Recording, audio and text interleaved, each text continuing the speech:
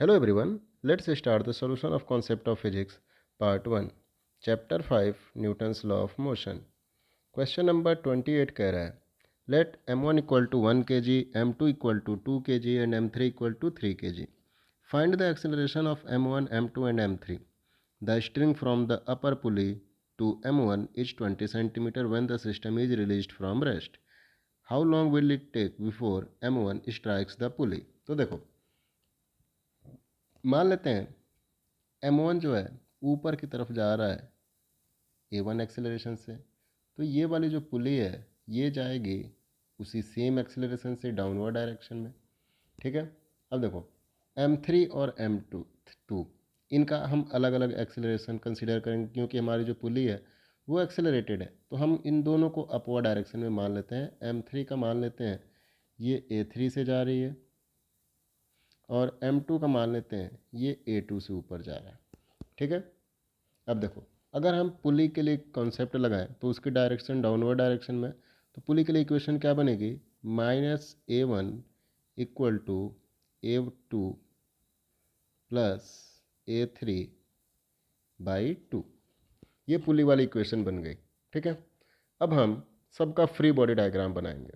ठीक है, तो अगर हम m1 का बनाएं उसके पहले देखो ये वाली जो स्ट्रिंग है इसमें मान लेते हैं टेंशन टी लग रही है, तो यहाँ पे भी टेंशन टी है। तो जब नीचे वाले स्ट्रिंग में टेंशन टी है तो इस टोटल पुली पे जो टोटल टेंशन आएगी वो 2t आएगी, और उसी 2t की वजह से ये जो मास m1 है ये इस पर टेंशन कितना लगेगा 2t, इस पर यहाँ पे भी टेंशन कितना आ जाएगा 2t।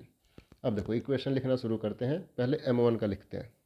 तो अगर मैं m1 का लिखूँ इक्वेशन तो क्या इक्वेशन बनेगी 2t minus m1g equal to m1a m1a1।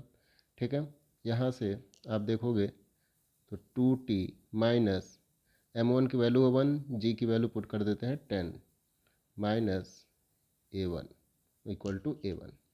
ठीक है, तो a1 की वैल्यू हमने निकाल ली यहाँ से। अब देखो a2 m2 के लिए इक्वेशन लिखते हैं, तो m2 के लिए अगर इक्वेशन लिखेंगे तो क्या इक्वेशन बनेगी t minus m2g equal to m2a2।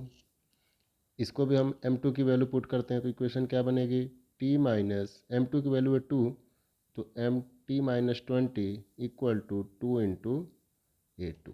ठीक है, तो a2 की वैल्यू क्या आ जाएगी t/2 माइनस 10। ठीक है, अब देखो m3 के लिए इक्वेशन लिखो, m3 के लिए इक्वेशन लिखोगे तो क्या बनेगी t minus m3g equal to m3a3। इसकी भी वैल्यू पुट करते हैं तो क्या बनेगी equation t minus 30 equal to 3a3।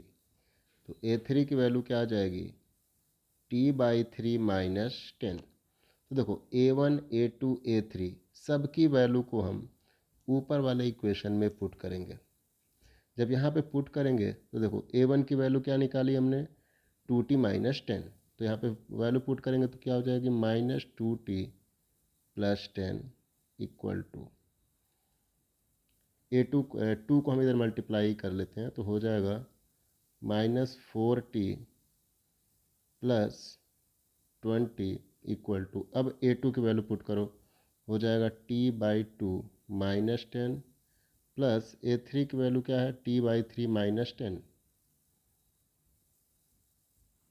अब t को सबको एक साइड कर दो और 10 को एक साइड कर दो तो हो जाएगा, इधर आप सॉल्व करोगे, मैं इधर सॉल्व कर ले रहा हूँ, हो जाएगा 4t इक्वल टू, ये 4t इधर गया, इधर t/2 प्लस t/3।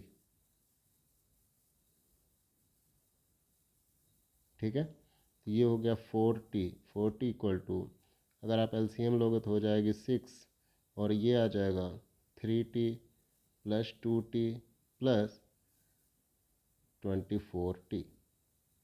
ठीक है, तो यहाँ से जो t की वैल्यू आएगी अगर इसको सॉल्व किया जाए तो ये आ जाएगी 240 डिवाइड बाई 29। तो हमने t की वैल्यू तो कैलकुलेट कर ली। अब इस t की वैल्यू को M1 M2 और M3 के लिए जो इक्वेशन लिखी हुई है उसमें पुट करते जाएंगे, A1 A2 A3 की वैल्यू आ जाएगी। तो सबसे पहले A1 वाले इक्वेशन में पुट करते हैं M1 के लिए। तो इक्वेशन क्या थी, 2 इंटू टी। ये वाली इक्वेशन देखो, आप देखोगे तो 2 इंटू टी मतलब 240 divide by 29 minus 10 equal to A1। तो यहाँ से A1 की जो वैल्यू आएगी सॉल्व करने पे, वो अगर आप सॉल्व करोगे तो आ जाएगी 190 डिवाइड बाई 29। ठीक है, तो ऐसे ही आप यहाँ पे पुट कर दो। अब M2 के लिए, तो जब M2 के लिए पुट करेंगे और यहाँ पे देखो A1 की वैल्यू जो है वो हमारी पॉजिटिव आई है, डैट मीन्स कि जो हमने डायरेक्शन सेलेक्ट की है वो सही डायरेक्शन है। तो A1 की वैल्यू तो हमने निकाल ली। अब देखो M2 के लिए पुट करो, तो T मतलब 240 divide by 29 minus 20 equal to, या फिर हमने इक्वेशन बना रखी है A2 equal to T by 2 मतलब 20 divide by 2 multiplied by 29 minus 10 equal to. तो जब हम इसको सॉल्व करेंगे तो इसकी वैल्यू आएगी माइनस 170 डिवाइड बाई 29। ठीक है, अब यहाँ पे माइनस आ गया, इट मीन्स कि हमने जो डायरेक्शन ऊपर की तरफ सेलेक्ट की है ये क्या हो जाएगी, डायरेक्शन अपोजिट हो जाएगी, मतलब डाउनवर्ड डायरेक्शन में हो जाएगी। ऐसे ही A3 के लिए इक्वेशन में यहाँ पे पुट कर दो, तो A3 की इक्वेशन क्या आएगी, T by 3 that means 240 divide by 3 into 29 minus 10। जब हम इसको सॉल्व करेंगे तो ये आ जाएगी 21 डिवाइड बाई 29 जी। ठीक है, अब देखो तो ये जो डायरेक्शन आई है A3 की, ये भी हमारी नेगेटिव आई है। इसका मतलब कि ये जो A3 है ये भी किधर होगा, डाउनवर्ड डायरेक्शन में होगा। ठीक है, अब देखो इसका जो दूसरा पार्ट कह रहा है, how long will it take before M1 strikes the pulley.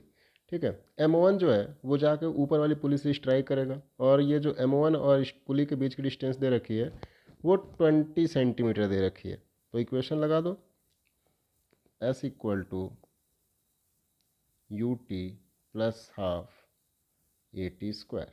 ठीक है, S की वैल्यू कितनी, 20 सेंटीमीटर, मतलब 20 इंटू 10⁻², इक्वल टू U आपका 0 है, प्लस हाफ ए इसमें किसका लेंगे, M1 का। तो M1 का ए हमने निकाला है A1 190 divide by 29 into T square.